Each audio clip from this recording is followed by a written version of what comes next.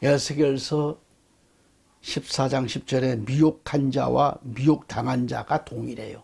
죄가 같이 죄가 되는 겁니다. 죄로 여겨지는 거예요. 애청자 여러분, 말씀을 붙잡고 깨달으면서 믿음을 굳건히 하고 주님 오실 그날까지 변치 않고 달려가자고 하는 얘기예요. 아멘. 달려가십시다. 우리 대한민국 성도 여러분들 같이 손잡고 달려갑시다.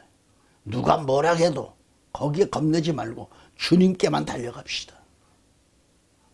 환난도 내 가족에서 순교자 나오면 그건 영광이죠. 죽음이 오면 겁내지 마세요. 그게 영광이죠. 언젠가 떠날 인생 뭐 그렇게 살려고 바둥바둥 할까요? 하나님 영광을 위해 살다 가는 것, 이것처럼 큰 영광, 이것처럼 큰 축복이 어디 있습니까?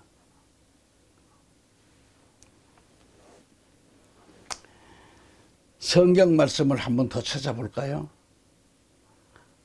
오늘 우리 한국교회 성도들이, 정말 우리 목회자들이 한국교회가 정신 차리지 않으면 안 될 말씀이 많습니다. 욥기서 4장 8절 9절 한번 읽어보실까요? 내가 보건대 악을 밭갈고 그랬어요. 저는 옛날에 농사가 많았기 때문에 집에서 일하는 분들 밭 가는 거 내가 많이 봤어요. 소달구지, 밭 가는 것. 악을 밭 갈고 뭘 뿌리는 자요? 독을 뿌리는 자는 그대로 거두나니 그리. 9절에 다 하나님의 입기운에 멸망하고, 하나님의 입기운에 멸망하고 그 콧김에 사라진다. 콧김에 사라지느니라. 번역성경 킹제임스를 보면 내가 본 바와 같이 죄악을 경작하는 자와 악을 심는 자는 같은 것을 거두나니 그들은 하나님의 입기운에 멸망하고 그의 콧김에 소멸되느니라고 했습니다. 오늘 호세아 5장 10절에 지게표를 옮기는 자 같으니 그래. 킹제임스 성경에도 유다 지도자들은 경계표를 옮기는 자 같으니라고 했어요. 지게표이든 경계표이든지 이걸 가지고 장난을 치는 개인이나 집단들이 있잖아요. 본문 문맥을 보면 유다 백성들은 이 경계표를 옮기는 자로 비유하고 있고요. 본문의 유다 지도자들이 이 경계표를 옮기는 자 같다고 했었는데 하나님은 나의 진노를 그들에게 물같이 부으리라고 엄히 경고하셨습니다. 김제임스 19장 신명기 19장 14절에 너는 주 너의 하나님께서 차지하라고 내게 주시는 그 땅에서 유업으로 받을 내 유업에서 옛날 조상이 청해놓은 내 이웃의 지교표를 옮기지 말지니라 그랬습니다. 지교표를 옮기지 말라고 하셨고, 신명기 27장 17절에 자기 이웃의 지교표를 경계표를 옮기는 자는 저주를 받으리라고 했습니다. 여기서는 자, 경계표를 옮기는 자는 저주를 받으리라고 했어요. 경계표를 옮기는 자는 저주받는다. 요즘도 보면 남의 땅을 불법적으로 문서를 만들어 가지고 빼앗는 일들이 많잖아요. 종종 있습니다. 뭐 누구라고 얘기 안 씁니다만은 그런 인물들이 있죠. 인물이라고 해야 되나요? 그런 작당들이 있죠. 요즘도 뭐 그렇다는 얘기입니다. 그네들은 어떤 조직이죠. 이들은 남의 것을 착취하는 악한 자들입니다. 이처럼 유다 지도자들이 경계표를 옮기는 자 같다고 했습니다. 자, 오늘 본문의 제목을 여러분이 아시죠? 호세아 5장 11절에 사람이 명령 쫓기를 좋아한다 그랬거든요. 사람이 명령 쫓기를 좋아하므로. 응? 사람의 명령 뒤따르기를 좋아하므로 학대를 받고 재판의 압제를 받는도다 그랬어요.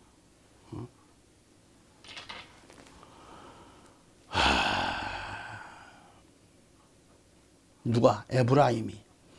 한때 우리 한국교회 지도자들, 목회자들이 코로나19로 인해 참 어렵게 사역을 해온 것은 사실입니다. 저부터도 참 어려웠고 2년 동안 제가 신문사를 하는 사람입니다. 기독교 교계 신문입니다. 지저스 타임즈 17년 내 신문으로서 그동안에 꾸준하게 발간해 오면서 전국 경찰서 등등 많은 곳에 저희 신문이 들어갔습니다. 지난 2년 동안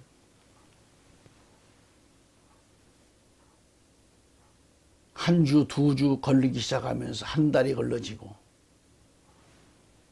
기독교 단체 우리 한국 교계에 어디 행사를 못하게 했으니까 교계 신문은 교계의 행사를 가서 취재하고 올려야 되잖아요.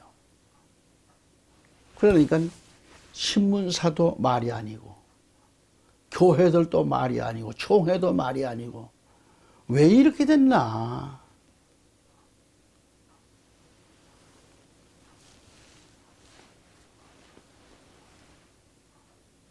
저 같은 사람은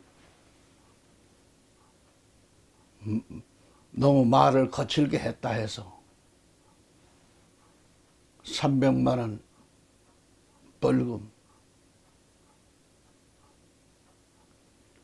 그 이후에 수년 동안 아무 일 제대로 못할 정도로 선거권도 박탈당하고 그렇게 살아왔어요. 이제는 해제를 얼마 전에 받았습니다.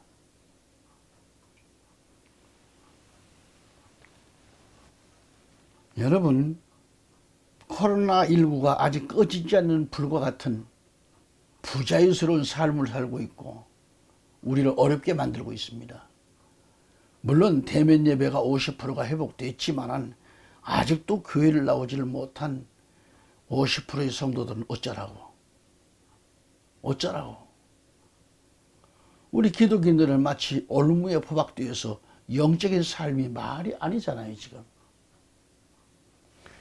우리에게 있어서 정치방역은 신앙생활에 아주 불행한 올무와 같은 겁니다.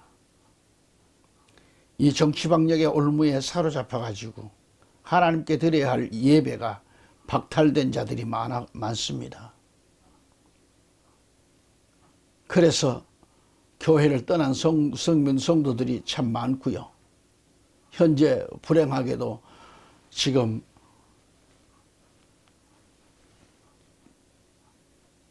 문 닫은 교회, 폐쇄된 교회가 1만 곳이 넘는다는 것 여러분 어떻게 아십니까? 어떻게 들으세요? 이게 남의 얘기입니까 이게? 하나님 나라에서는 전부가 우리는 한 식구입니다. 이게 남의 얘기입니까? 감리교 하나님 따로 있고 성결교 하나님 따로 있고 장로교 하나님 따로 있고 장로교회가 지금 수십 개로 나눠졌는데 거기 논하진 곳마다 하나님 다 달라요? 왜 이렇게 어리석은 짓들을 하는지 모르겠어요. 우리 한국 기독교를 대변하는 기관단체들이 하나가 몇 개씩 쪼개져 있잖아요, 지금요.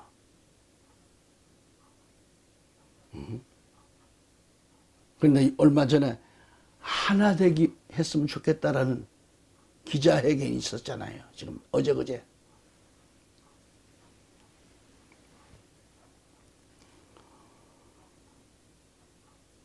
모두가 인식은 하지만은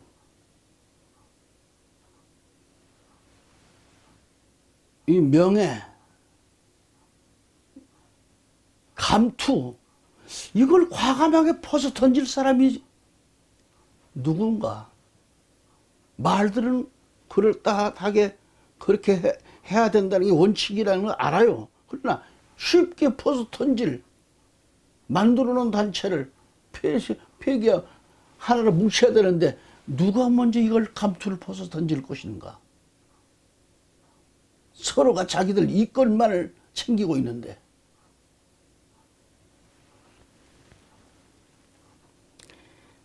지금 교회를 아직 나오지 못한 그런 50%의 성도들은 어떻게 하냐 이 말이죠.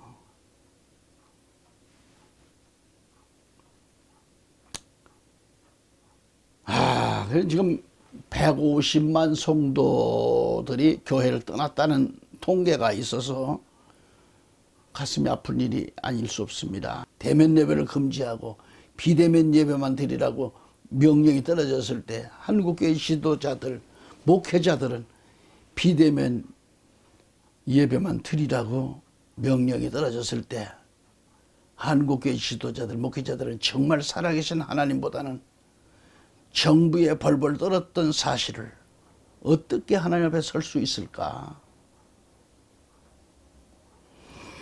애청자 여러분, 여러분은 하나님의 백성인가요? 믿음 없는 자로 있으면서 크리스천이라고 당당할 수 있나요? 애청자 여러분은 교회의 주인은 누구죠? 하나님이십니다. 목사는 주의 종이 분명한데 정부가 내린 명령에 또는 권력자의 명령 한마디에 또는 사람의 말, 사탄의 말 한마디에 꼼짝 못하고 사탄의 종이 되어 살아야만 했었습니다. 지금도 마찬가지고요. 이런 썩어빠진, 이런 좀팽이 같은 목회자들이 있는 한 정부기관은 기가 살지요. 방구만 껴도 쩔쩔 매고 있는 교계를 볼 때 그분들은 모여서 뭐라고 얘기하겠습니까? 교회가 비대면 예배하라고 하면 예, 교회를 폐쇄시키라고 하면 폐쇄시키라고 명령 떨어지면 예, 일망교회가 문을 닫았음에도 아무런 저항도 없이 예, 한국교회 성도들이 영적으로 육적으로 사망을 당했어도 남의 일처럼 관심이 없어요. 일제시대에 주기철 목사님은 끝까지 신사참배를 강요당했지만 그 우상 앞에 무릎을 꿇지 않았습니다. 수많은 목사들이 신사참배는 우상 아니라고, 종교의식이라고, 신사참배는 죄가 아니라고 총회적으로 결의를 하고 성도들을 이끌고 그 신당 앞에 무릎을 꿇었지만 주기철 목사님을 비롯해 몇몇 당시에 20여 개 교회와 성도들이 끝까지 신앙의 정절을 지키며 믿음을 지키다가 순교함으로 하나님께 몸을 드렸어요. 지금도 마찬가지 아닙니까? 이렇게 많은 5만 6만 교회가 됩니다마는 정부에 대항하여 기도회를 갖고 모여서 예배드리는 단체는, 교회는 20여 곳밖에 안 돼요. 꼭 그때나 지금이나 거의 비슷한 것 같아요. 엄청난 고난과 핍박을 당했어도 끝까지 믿음을 지켰으며 감옥에 끌려가고 거기서 험한 매를 맞으며 고문을 당했어도 하나님을 저버리지를 않았습니다. 우리는 끝까지 믿음을 지키다가 순교한 신앙의 선배님들의 믿음을 본받아서 어떠한 핍박과 고통이 와도 거기서 굴하지 않고 대면 예배를 드려야 합니다. 성도들이 100% 다 나와서 예배를 드려야 합니다. 응?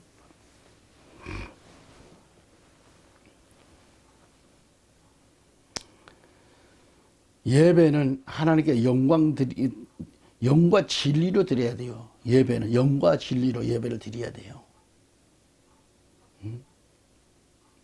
구원받은 자라면, 하나님의 자녀라면 말이죠, 하나님께 영과 진리로 예배를 드려야만 합니다. 옛분들은 신령과 진정으로 드렸다고 했죠. 그걸 지금 현재는 많이 바꿨어요. 우리나라도. 그걸 총체적으로 반대해 왔습니다. 저도. 신령과 진정은 제가 어릴 때부터 아버지 앞에 아버님께서 아주 훌륭한 이름이 명성이 높았던 한학자였습니다. 또한 많은 분들이 지인들이 오셔서 아버지 앞에 무릎을 꿇고 한학을 배우고 행정교회에 가서 거기서 또 와서 한학을 하고 또 글을 지어서 발표하고 그런 일을 하는데 아버님께서 그 일을 하셨습니다.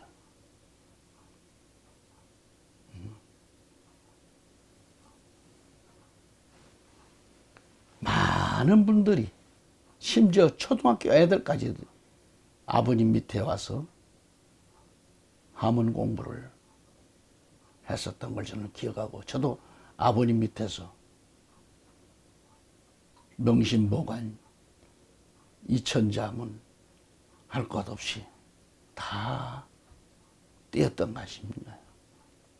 그래서 이 한문을 어릴 때부터 배워서 하나하나 보니까는 우리나라의 한문을 그대로 좀 해석을 한다면 우리나라의 신학 알았죠? 신학. 그래서 뭘 썼습니까? 귀신, 신자, 배우락자. 저는 학교를 다니면서 이게 굉장히 불만이었습니다. 왜 하나님의 교회가 귀신, 신자, 신령역자, 배우락자를 써 귀신을 배우는가? 또 강단에서 목사님들이 옛날 분들은 거의가 그랬어요. 신령하다, 신령하다. 그러나 그래서 공부를 했습니다. 봤더니 신령이라는 말을 우리나라만 썼지 아니에요. 영과 진리예요. 영과 진리.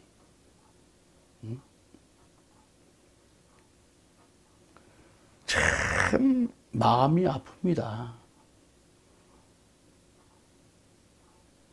신령과 진정을 아주 자신 있게 막 부르짖는 사람이 있어요. 영과 진리로 예배를 드리라고 했고 그런 자를 찾는다고 했습니다. 요한복음에서.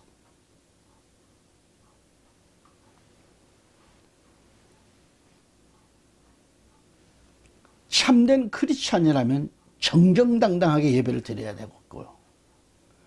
비대면은 예배가 아닙니다. 제가 이거 지금 뭐 방송하면서 누구 차례 이 얘기를 하고 있는데 휴대폰이나 TV 모니터를 보면서 예배한다라는 것은 영과 진리로 드리는 예배가 아니라 보는 거죠. 본다.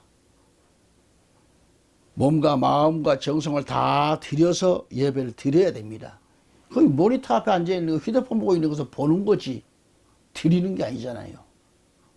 발 뻗고 앉아서 콧구녕 쑤셔가 앉아서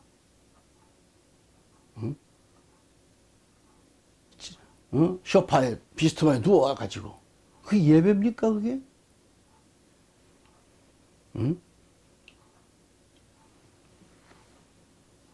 정신이 없어요.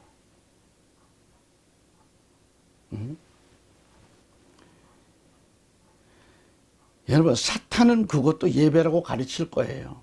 가르칩니다. 사탄은. 사람들을 동원해서 뭐 그것도 예배다 그러면서 합리화시킵니다. 이것은 하나님을 저버린 배도 행위와 같은 거예요. 하나님의 종이 아니라 이 말이죠. 우리 기독인들은 하나님을 주인으로 섬기는 그런 하나님의 백성들이 맞지요.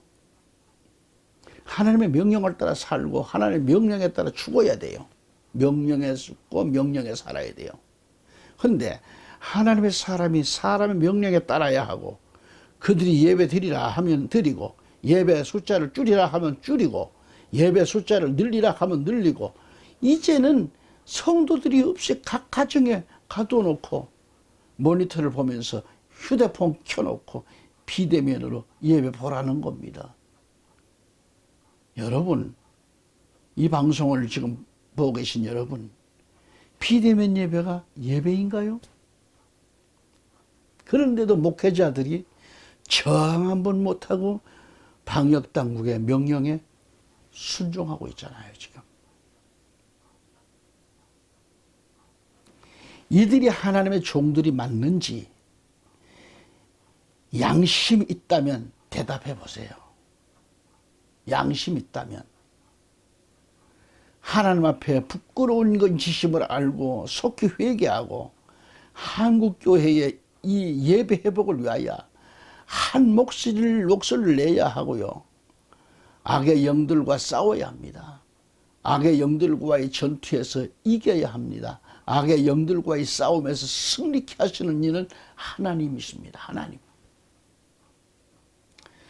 우리 교회가 한 목소리를 내며 엎드리고 싸울 때 하나님은 천군 천사를 동원해 주셔서 반드시 승리케 하시지 내칠 뿐이 아니시잖아요. 성경을 보면 유다 지도자들은 또는 에브라임은 하나님께서 싫어하시는 거짓 우상들 또는 거짓 교훈들을 이렇게 뒤쫓아가는 악행 속에 빠져 있었습니다. 옮겨서는 안 될 지계표, 즉 경계표를 옮기는 등 무서운 저주를 자초했던 것을 우리가 볼 수 있잖아요. 자기 이웃의 경계표를 옮기는 자는 저주를 받으리라고 했는데, 다시 말하면 유다 지도자들은 물론 에프라임은 마치 열차가 철도를 벗어나면 탈선하듯이 하나님 보시기에 그들은 악을 밭갈고 독을 뿌리고 거두는 자들이었습니다.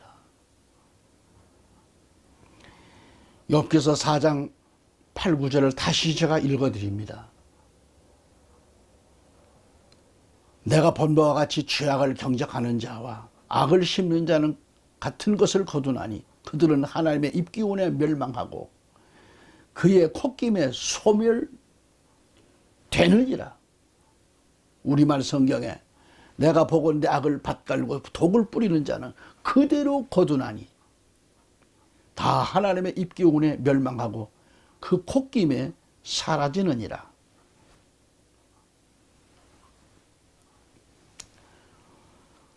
어떻게 생각하면 우리 크리스찬은 하나님의 말씀을 믿고 순종하며 살아갈 때 큰 복을 보장받게 됩니다.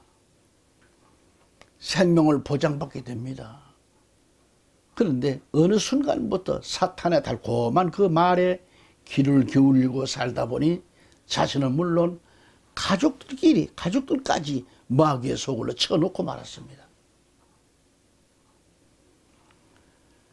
하나님은 분명코 유다와 에프라임에게 경계표를 옮기지 말 것을 경고하고 이를 어기면 나의 진노를 그들에게 물같이 부으리라고 하셨지 않는가. 이 경계표란 하나님께서 정해주신 땅을 구분하라는 말씀이고, 그런데 이스라엘은 이를 어겼다 이 말이죠. 하나님이 정해주신 경계표를 지키지를 못하고 신앙을 지키지 못하고 영적인 생활을 지키지 못하고 해서는 안 될 남을 짓밟고 빼앗는 등 악을 밭갈고 독을 뿌리는 일을 해왔어요. 결론적으로 이해를 돕는다면 이스라엘은 하나님께서 택하신 땅입니다. 그런데 사람이 이 경계표를 옮겨서는 안 되는 건데, 그런데 누가 이런 짓을 하고 있는가? 유다 지도자들과 오늘 우리가 그렇다는 것입니다. 이처럼 호세아는 하나님의 심판으로 이방 민족에게 압제당하고 또 아주 무서운 저주로 인해 멸망받게 될 이스라엘의 불행이 예견되어져 있습니다. 하나님의 뜻을 저버리면 그 나라와 그 백성들은 엄청난 저주와 불행을 당하게 된다. 호세아 5장 12절에 그러므로 내가 에프라임에게는 좀같이 될 것이요. 지난 시간에도 설명을 해드렸는데 유다 집에는 부패함같이 되리라 하다 그랬습니다. 하나님께서 내가 에프라임에게는 좀같이 될 것이고 유다 집에는 부패함같이 되리로다 경고하셨어요. 여기서 좀과 부패, 이 둘은 하나님의 심판을 상징한다 그랬죠. 이처럼 하나님은 이스라엘과 유다 백성들이 저지른 악한 행위에 대해, 우상숭배에 대해 심판하십니다. 즉 악한 백성들에게는 파멸의 근원이 되십니다. 이를 상징적으로 좀과 부패, 썩이는 것이라고 했어요. 썩이는 것이다.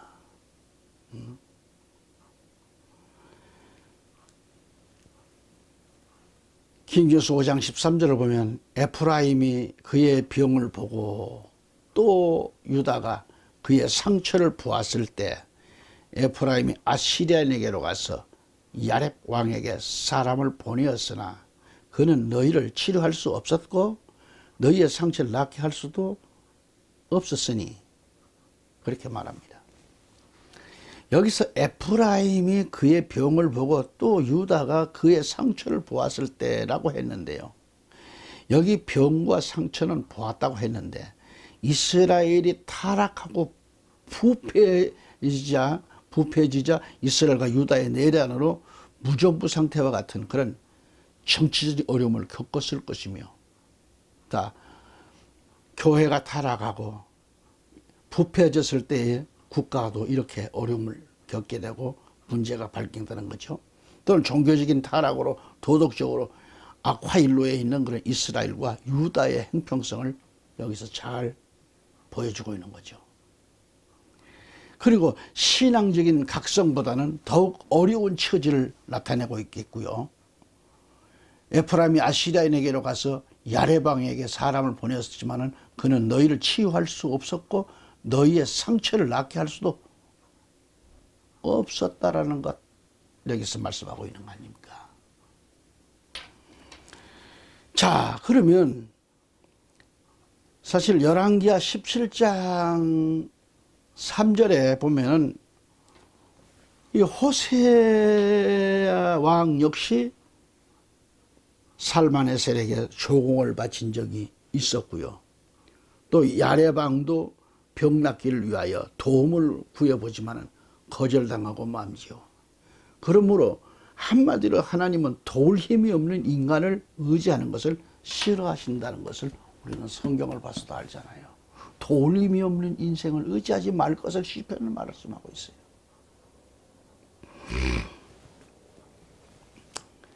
자,